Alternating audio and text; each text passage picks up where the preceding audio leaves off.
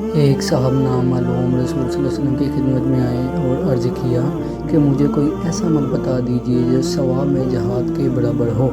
نبی کریم صلی اللہ علیہ وآلہ وسلم نے فرمایا ایسا کوئی عمل میں نہیں پاتا۔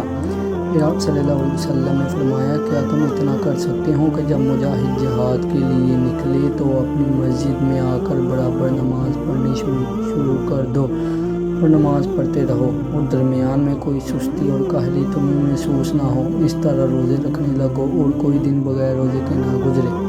ان صاحب نے عرض کیا بھلا ایسا کون کر سکتا ہے؟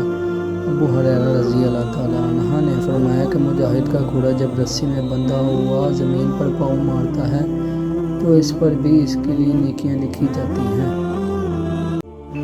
Subscribe this channel Islamic Information 3.0. Thanks for watching video.